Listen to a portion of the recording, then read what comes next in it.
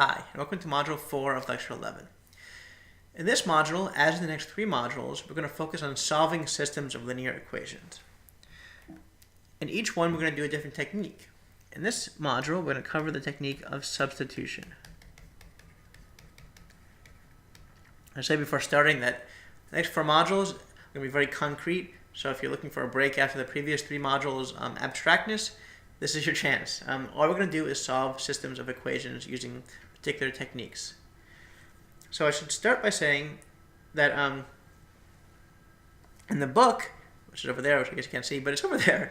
In the book, what we do is set up a system of 3 systems of equations and then go through and solve them 4 times using each of 4 techniques. Here, because you already have the book, you can do that yourself. Here what we're going to do is do different examples. But instead of using the same one every time, I'm going to show you how to make your own examples quickly for practice. The way you do it is by starting from the end. So let's pick some answers here. X equals 3, y equals 5. These are the answers I want to get. So now how do I get those? I can start making up random functions. And let's say x plus 5y. How do I finish these off? I plug in my answers. So 6 minus 5 is 1. 3 plus 25 is 28. And lo and behold, I have equations that work. So now we have that done.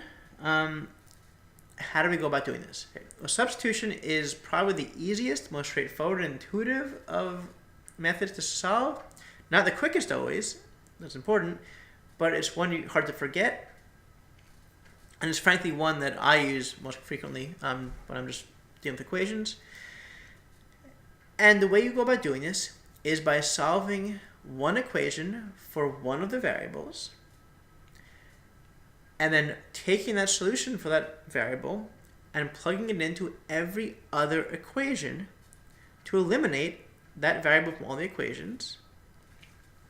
And do it again with one. So if you have, say, 5 equations at first and 5 variables, you solve one equation for one variable, get rid of that equation for now, plug the variable you just solved for into the other 4 equations, choose one of the 4 equations, solve for a different variable, plug into 3 equations, and so on until you have one equation in one variable. You solve it. That gives you a number, assuming that the system is uniquely determined.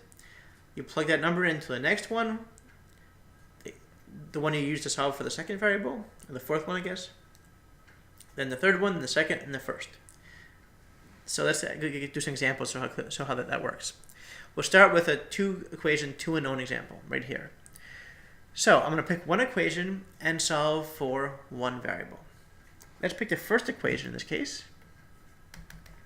Turns out this is pretty easy to solve for. There's a y by itself. Let's add y to both sides, subtract 1 from both sides, and that gives you y equals 2x minus 1. So that's what I mean by solving for a variable. Pick one equation and solve for a variable in terms of the other variables. In this case, there's only one other variable, x, so we're just solving for y in terms of x. Okay. Now, the next step, we're going to substitute back in y into the other equation. Not the same equation, mind you, because if you do that, you get an irrelevant equation, right? If I plug in y equals 2x minus 1 into this equation over here, well, I get 2x minus 2x plus 1 equals 1, or 1 equals 1. Not helpful. So don't plug in the thing you solve for back into its own equation. Use the other equations only.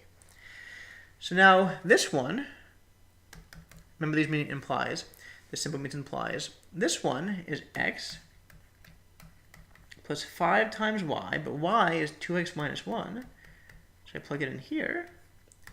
It goes 28. Well, that's x plus 10x minus 5 equals 28. I add 5 to both sides. That gives me 11x equals 33, or x equals 3. So look, another benefit of doing it this way is I can check immediately if I'm right. I'm right. So that's x equals 3. I've solved for one variable. Now I take that solution and I plug it back into the equation I had for y. So over here, y equals 2x, x is 3 minus 1, that's 5. Look, that's also right, and we're done. And that is the method of substitution. We'll do one more little more complicated example to show you how it works with more than 2 variables. So let's start by saying, let's make it pretty easy for us though with smaller numbers. And let's say x minus y plus z, which is not going to be helpful. Let's just add plus to all of them. And let's do x minus y minus c. There we go. And I want x to be 1 and y to be 2 and z to be 3. So what are they equal? Well, 1 plus 2 minus 3 is 0. And 1 plus 2 plus 3 is 6. And 1 minus 2 minus 3 is negative 4. There we go.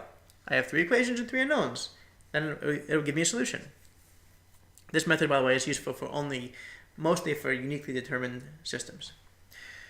Now, how do we substitute? And this is a really easy case. There's any equation will work fine. You could pick any variable to start with. I could solve for z, I could solve for x, I could solve for y. It doesn't matter. To show you that, I'll start by solving for y. So let's solve for y using the last equation. So we move y to the right side, 4 to the left, negative 4 to the left side, and we get that y equals x minus z plus 4. Now I take y, and I plug y into each of the first 2 equations. So these two end up being x plus x minus z plus 4 minus z equals 0, and x plus x minus z plus 4 plus z equals 6. Okay. Now these two go down here, and we see we have 2x minus 2z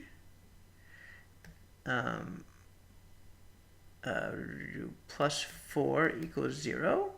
And then we have 2x plus 0, because the z's cancel, plus 4 equals 6. Or 2x equals, it's actually we're done here. We got lucky in this case, we did a great job in substituting. And we find that this is 2x minus 2z plus 4 equals 0. And this thing actually is 2x equals 2. Or x equals 1, so we got lucky there and solved it immediately. Didn't have to do anything else. So there we go there. We have x equals 1. We can plug x equals 1 back into this one and get 2 minus 2z plus 4 equals 0, or 2z equals 6, or z equals 3. Then we have this equation, and we have 1 minus 3 plus 4 is 2. So that implies y equals 2 from this equation up here, and we're done. Again, so this actually ended up being the ideal. We got to skip a step. Not ideal for I guess, giving examples, but ideal for showing how to choose what substitution to do. In this case, we chose really well and ended up skipping the next step where we would have to actually substitute in for x or z. Now let's ignore for the moment that we can do this and show how to do it more generally. So we'll stop with this step over here. And instead of solving for x, we'll just somehow not pay attention to that. And now so we have 2 equations and 2 unknowns. We have 2x minus 2z plus 4 equals 0, and 2x plus 0z equals 2. Now let's say I want to solve for z in terms of the other variables. I could choose this equation here and do that. So this equation would give me that z, that 2z equals 2x plus 4, or z equals x plus 2 once I divide by 2. So ignoring the fact that I actually know what x is already, I could go through and do the steps. First step, solve one equation for y, plug y into the other two equations. Next, this gives you these two equations right here. Next step, choose one of those two equations and solve for a different variable. This case I'm solving for z. So I've solved for z here in terms of x. Now I have one equation left here, and I could plug z in there to solve it. I don't need to in this case, but I could plug z in there, get an equation in terms of x. That would be 2x plus 0 times z, which is x plus 2, equals 2. That thing's 0, so I get x equals 1. I plug x equals 1 back into this equation over here that I'm not going to put in blue. That gives me z equals 1 plus 2. That should be equals, not equals. Equals 3. Then I plug these two back in here like I did before to get y equals 2. So this is the way you do it if you don't get lucky. If you do get lucky, you can obviously skip a step there. But that's really it. You solve, again, one last time, you solve one equation for one variable, and you want to choose an equation that's easier to solve for that variable. Then you take that solution and you plug it into all other equations. That gets rid of one variable. Then you do it again for another variable, picking a different equation and solving for a different variable. And you keep doing that until you finally get to the point where you have one variable left in terms of just numbers. You solve for that variable, then you plug that back into the next one, then the next one, the next one, the next one, until you're back to the first one again, and you've plugged in all the variables into that first one. So what I mean by plugging in, notice that x over here is an equation by itself. You get a number. Z is a function of one other variable, x. Y is a function of two other variables, x and z. If I had 5 variables, the very first one would be a function of 4 other variables. Right? It could be w is a function of x, y, z, and a. Right? And that's substitution. That's all it is. You just solve for things and substitute back into other equations. Now these equations have all been uniquely determined. They give you actual solutions. We can come up with examples that don't do that. I'll do a couple simple ones and a little more complicated ones in the book. So if you have equations like this, so here's 2x plus 4y equals 8, and also x plus 2y equals 4. Here are two equations and two unknowns. I can still do substitution. I'll solve the second one for x because it's convenient to do so. X equals 4 minus 2y. I plug that x into the first equation up there. That gives me 2 times 4 minus 2y plus 4y equals 8, or 8 equals 8. Go figure. So this did not give me a solution. I actually lost all my variables that I needed in the first equation. Why is that? Well, it's because, if you notice, the second equation is actually 1/2 of the first equation. These are actually the same equation, and we actually only have enough information for one equation. There's only one unique equation here, and if you recall from the previous module, that means this system of equations is underdetermined. It is underdetermined. We can't actually solve uniquely for any variable. So what do we do? What we do is this. We are done at this point. We can solve one variable in terms of the other variable. So our solution looks like this. Our solution is the set of all solutions that have x for x. I should do this way, sorry. I did it the other way. That have 4 minus 2y for x and y for y. So actually we have a line.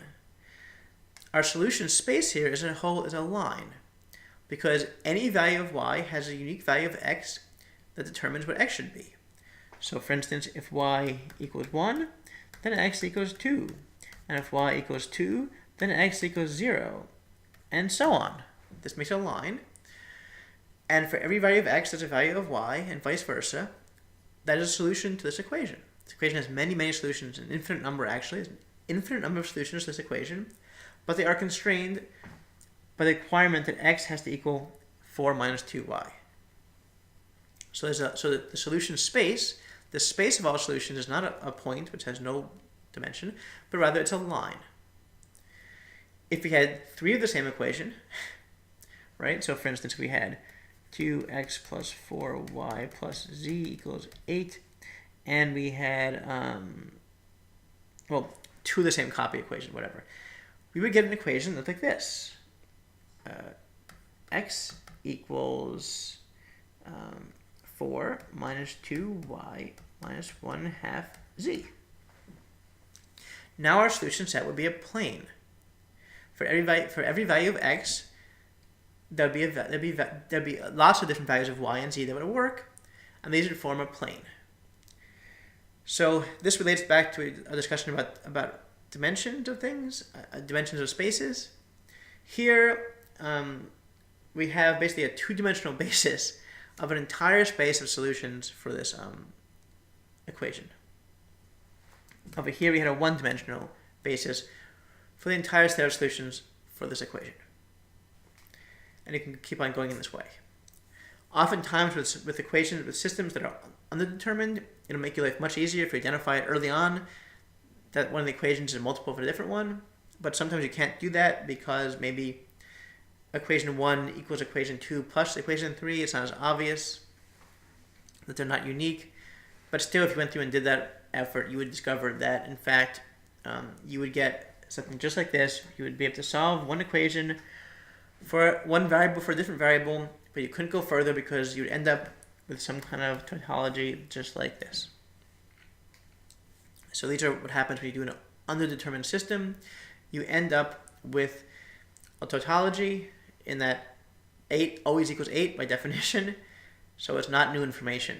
So when you do substitution within an underdetermined system, you end up with one of the substitutions not being useful for you. So you're stuck back here, whereas normally in this step you'd end up with y equals something. Instead you end up with 8 equals 8. You can't solve for y, so you're left stuck at this stage. Whenever your system is underdetermined, substitution will end up having you stuck at some stage. Okay. So that's that one. One more quick example. I should say for the next module, elimination, similar stuff will happen. So I'm not going to give you examples of this kind of system for that. And for matrix inversion and for the Cramer's rule, we need square matrices, so we won't use this example at all. Although you could, we're just not going to do it. In the book, they have more discussion about this topic. But typically, substitution, frankly, is the easiest way to deal with these kind of systems that don't have actual explicit solutions. So it's better just that don't have unique solutions. So frankly, if you have an undetermined system, you should probably use substitution anyway, in my opinion at least.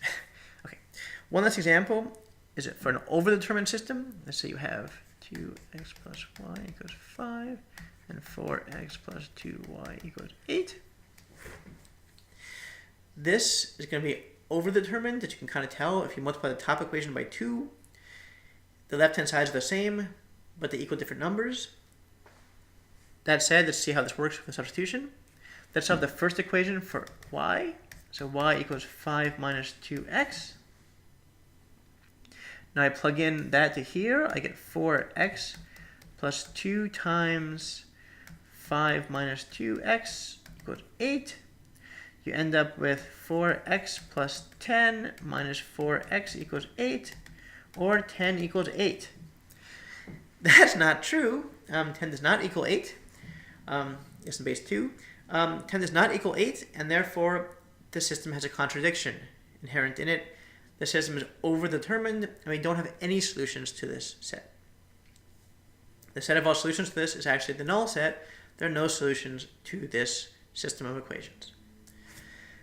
Again, substitution is a nice way of doing this because it'll tell you pretty quickly if it's overdetermined, or you can notice that the equations themselves are contradictory. But if you go through and do substitution, you will discover this by coming up with a contradiction at some point. So again, one last time, if you do this, you will come up with a contradiction if the system is overdetermined. That's it. So that's substitution. We'll do the same exact kind of thing in the next module talking about elimination. Thank you very much.